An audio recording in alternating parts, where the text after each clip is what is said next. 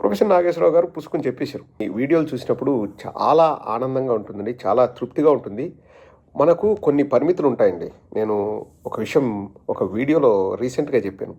కొన్ని 4 గోడల మధ్య మాట్లాడేటివి ఉంటాయి. కొన్ని బయటికి చెప్పేవి ఉంటాయి. కొన్ని బయటికి చెప్దామని ఎన్నో సార్లు అనుకుంటాం. కానీ వద్దు చెప్పకూడదు. ఎందుకంటే మనకు వేరే వాళ్ళు ఒక విషయం చెప్పినప్పుడు ఎవరితో చెప్పొద్దు అన్నప్పుడు మనం అది చెప్పకూడదు. అన్ఎథికల్. కానీ మనం మనసులో ఎన్నో రోజుల నుంచి దాచిపెట్టుకున్న విషయాన్ని ఎవరైనా చెప్పారనుకోండి, వేరే వాళ్ళు దాన్ని రివీల్ చేశారనుకోండి, అబ్బా! చెప్పారా అన్న ఆనందం కలుగుతుంది, తృప్తి కలుగుతుంది. సో అలాంటి విషయాన్నే ప్రొఫెసర్ నాగేశ్వర్ గారు చెప్తున్నారు. పవన్ కళ్యాణ్ డిఫర్ అవుతున్నాడో లేదో నాకు తెలీదు, మనకు అనవసరం. నాగేశ్వర్ గారు అలా అభిప్రాయపడ్డారు. కానీ మొన్న ఎక్కడో మీటింగ్ పెట్టుకున్నాడు. మళ్ళీ ఆత్మీయ సమావేశం ఏదో పవన్ కళ్యాణ్ గారు పెట్టుకొని అందులో ఏమన్నాడు, అసలు అమరావతి ఎందుకంటారు, అమరావతి అంటే 33,000కే పరిమితం అవుతుంది, అమరావతి అనకూడదు, ఆంధ్రప్రదేశ్ అనాలి, మనం ఆంధ్రప్రదేశ్ మొత్తాన్ని చూడాలి కానీ అమరావతిని సపరేట్ చేసి చూడకూడదు అన్నాడు. తెలుగుదేశం వాళ్ళు హర్ట్ అయినరేమో, హర్ట్ అయినా కానీ ఇంకా వాళ్ళకు సంబంధించిన విషయం, వాళ్ళ కాపురంలో మనం ఎందుకు కలగజేసుకోవాలి అని మనం దాని గురించి పట్టించుకోవాల్సిన అవసరం లేదు. కానీ నాకు బాగా ఆనందంగా అనిపించేది ఏంటంటే, జగన్మోహన్ రెడ్డి గారిని బీజేపీ వాళ్ళు 2024 జనవరిలో సంప్రదించి పొత్తు పెట్టుకోండి అని చెప్పారు. కానీ మీ ఐడియాలజీ వేరు, మా ఐడియాలజీ వేరు అని చెప్పేసి సున్నితంగా జగన్మోహన్ రెడ్డి గారు తిరస్కరించారు. కానీ ఎక్కడ కూడా మేము శత్రుత్వం పెట్టుకుంటాము అని చెప్పలేదు.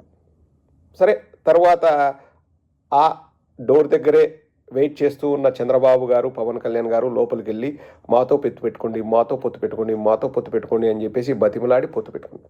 అండ్ ఒక మాట అయితే అక్షర సత్యం అండి.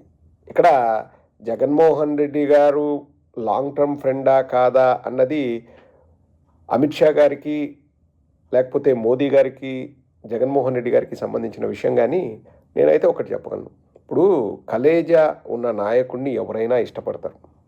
విలువలు విశ్వసనీయతతో నడుచుకునే నాయకుడిని ఎవరైనా ఇష్టపడతారు. బీజేపీ వాళ్ళు కూడా జగన్మోహన్ రెడ్డి గారిని చూసి ఇటువంటి నాయకుడు మన బీజేపీలో ఉంటే కూడా బాగుంటుంది కదా అని ఎన్నోసార్లు వాళ్ళు అనుకుంటారు. నాకు చాలా సోర్సెస్ నుంచి వచ్చిన ఇన్ఫర్మేషన్ చెప్తానండి. జగన్మోహన్ రెడ్డి గారంటే నరేంద్ర మోడీ గారికి అమితమైన అభిమానం. మీరు ఏ సభ అయినా చూడండి, ఏదో ఇంకా అనాలి కాబట్టి ఒక 2-3 మాటలు జగన్మోహన్ రెడ్డి గారి గురించి అంటారు కానీ ఎక్కడ కూడా జగన్మోహన్ రెడ్డి గారి గురించి పెద్దగా విమర్శలు చేయరు. అండ్ జగన్మోహన్ రెడ్డి గారు కూడా నరేంద్ర మోడీ గారి పైన పెద్దగా విమర్శలు చేయరు. మేము ఏదైనా ఒక మాటకు కట్టుబడి ఉంటే మేము దానికి అత్యంత ప్రాధాన్యత ఇస్తాం. చంద్రబాబు నాయుడు లాగా ఎత్తే సంఖ దిగే సంఖ, ఎక్కే సంఖ దిగే సంఖ, ఇట్లా మా ఆలోచనలు ఉండవు. చంద్రబాబు నాయుడు ఇంతకుముందు నరేంద్ర మోడీ గారిని అలాగే అమిత్ షా గారిని ఏమేమి మాట్లాడినారో మనం అంతా చూసాం. అమిత్ షా గారి పైన రాళ్ళేశారు తిరుపతికి వచ్చినప్పుడు. నరేంద్ర మోడీ గారిని ఏకంగా where is Narendra Modi's wife, I'm asking who is Narendra Modi, నాకంటే బాల్ బచ్చా అది ఇది అన్నట్లు ఏదో మాట్లాడాడు ఇంతకుముందు. ఇప్పుడు అవసరం ఉంది కాబట్టి పోయి వంగి దండాలు పెడతారు. మొన్న వెస్ట్ బెంగాల్లో ముఖ్యమంత్రి ప్రమాణ స్వీకారానికి వెళ్ళినప్పుడు ఇటు వంగుతున్నాడు చంద్రబాబు నాయుడు గారు. వంగండి, మాకేం అభ్యంతరం లేదు. కానీ వాళ్ళకి తెలుసు చంద్రబాబు నాయుడు పచ్చి అవకాశవాదని వాళ్ళకి తెలుసు. ఇంకా కొంతమంది వచ్చి మాట్లాడతారు. ఏమని మాట్లాడతారు, కాదు జగన్మోహన్ రెడ్డి గారికి కేసులు అంటే భయం కాబట్టి బీజేపీతో మంచిగా ఉన్నాడు అది ఇదని. ఇంకా మాతో పొత్తు పెట్టుకోమన్నప్పుడు ఇంకా పొలోమని మేము పొత్తు పెట్టుకోవాలి కదా.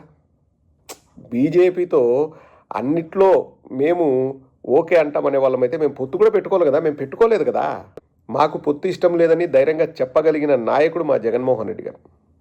మాకు ఆఫర్ వచ్చింది, మేము సున్నితంగా తిరస్కరించినాం. పొత్తు పెట్టుకోమంటే కేసులు వేస్తామని వాళ్ళు అడిగినొచ్చు కదా. కానీ ఎక్కడ కూడా జగన్మోహన్ రెడ్డి గారు ఇది భయపడో లేకపోతే ఇంకోటి కాదు, మా సిద్ధాంతం పరంగా మేము సొంతంగా పోటీ చేస్తాము అండ్ బీజేపీ వాళ్ళ ఐడియాలజీ వేరు మాది వేరు అని చెప్పేసి సున్నితంగా తిరస్కరించినారు. కానీ చంద్రబాబు నాయుడు అట్ట కాదు, ఇంకా మనం అధికారంలోకి రావాలంటే ఏదైనా చేస్తాం అంటారు. కానీ ఈరోజు ప్రొఫెసర్ నాగేశ్వరరావు గారు అంత క్లియర్గా చెప్పారు. ఎలా నాకు తెలిసింది, నేనేమైనా చూశానా విన్నానా వాళ్ళు మాట్లాడుకునేటప్పుడు అంటే, ఒక కోర్ కమిటీ మీటింగ్లో నాదెండ్ల మనోహర్ గారినే చెప్పమని పవన్ కళ్యాణ్ చెప్తే నాదెండ్ల మనోహర్ ఆ విషయం చెప్తే ఎవరో ఆ కోర్ కమిటీలో ఉన్న వాళ్ళు ఉప్పందించారంట ప్రొఫెసర్ నాగేశ్వర్ గారికి. ఇక్కడ 2 విషయాలు గమనించండి. నేను ఈ విషయాన్ని ఎప్పటి నుంచో చెప్పాలనుకున్నాను, నేను ఎందుకు చెప్పలేదు అంటే, నాకు చెప్పిన వాళ్ళు చెప్పొద్దన్నారు కాబట్టి నేను చెప్పలే. ప్రొఫెసర్ నాగేశ్వరరావు గారు పుసుకుని చెప్పేశారు. ఇప్పుడు మీరు అడగొచ్చు, నీకెలా తెలుసు, వాళ్ళు మాట్లాడుకుంటుంటే నువ్వు విన్నావా, లేకపోతే అట్లా మాట్లాడుకునే వాళ్ళు నీకు చెప్పారా అని. నేను ఏది చెప్పినా 100% నాకు ఆ సమాచారం పక్కాగా ఉంటే తప్ప నేను మాట్లాడను. నేను పేర్లు చెప్పను అన్నారు కాబట్టి చెప్పట్లేదు. ఎవరెవరు మాట్లాడుకున్నారు, వాళ్ళల్లో ఎవరైనా నీకు చెప్పారా అంటే మీ ఊహకే వదిలేస్తున్నాను. నేనైతే ఎవరు చెప్పారన్న విషయాన్ని నేను చెప్పను కాబట్టి, చెప్పకూడదు కాబట్టి నేను చెప్పట్లేదు. కానీ మీరు ఏదైతే ఊహించుకుంటారో అది కరెక్ట్. నాతో ఎవరు ఆ విషయం చెప్పారనేది మీరు ఎవరైతే ఊహించుకుంటారో అది కరెక్ట్. నేను ఇంత కరాఖండిగా ఎలా చెప్పగలను? కానీ కొన్ని విషయాలు వేరే వాళ్ళు చెప్పినప్పుడు, ఇగో చెప్పారు చూడు, ఇప్పటికైనా మీకు అర్థమైందా అని చెప్తేనే బ్యూటిఫుల్గా ఉంటుంది. సో అందరికీ తెలుసు, పవన్ కళ్యాణ్కు తెలుసు, చంద్రబాబుకు తెలుసు, బీజేపీ వాళ్ళు జగన్మోహన్ రెడ్డి గారంటే ఎంత అభిమానిస్తారు. మేము రాష్ట్ర ప్రయోజనాల కోసం మేము సపోర్ట్ చేస్తాం, బయట నుంచి సపోర్ట్ చేస్తాం అని అన్నిటికీ చేయం. మన వక్ఫ్ బిల్కి మేము వ్యతిరేకించినాం. లేదు రాష్ట్ర ప్రయోజనాలకు మంచిదంటే బీజేపీ వాళ్ళు ఏదైనా బిల్లులు ప్రవేశపెట్టినా ఇంకోటైనా మేము సపోర్ట్ చేస్తాం రాష్ట్ర ప్రయోజనాలని దృష్టిలో పెట్టుకొని. లేదు అది మా పార్టీ సిద్ధాంతాలకు వ్యతిరేకమైతే మేము సపోర్ట్ చేయం. కానీ ఈ అభిమానం అన్నది బీజేపీ వాళ్ళకి జగన్మోహన్ రెడ్డి గారిపై ఉన్న అభిమానం అన్నది రాజకీయాలకు అతీతమైందండి. అంటే ఏదో ఈరోజు లాభం చేకూర్చుతుంది కదా మనం అట్లా కాదు. క్యారెక్టర్, క్రెడిబిలిటీ, కమిట్మెంట్ ఉన్న నాయకుడు జగన్మోహన్ రెడ్డి గారు కాబట్టి ఎవరైనా ఇష్టపడతారు. ఈ పచ్చ మీడియా తెలుగుదేశం వాళ్ళు ఆ కథలన్నీ వండి వార్చి అనవసరంగా ఏందేందో జగన్మోహన్ రెడ్డి గారి గురించి నెగిటివ్గా చెప్పాలని ప్రయత్నం చేసి రుద్దాలని చూస్తారు. కానీ సత్తా అనేది ఈరోజు ఉండి రేపు వెళ్ళిపోయేది కాదు.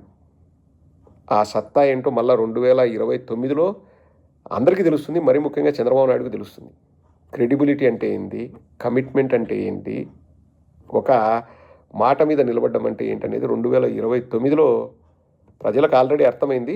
చంద్రబాబుకు అర్థమయ్యేలాగా తీర్పునిస్తారు 100%.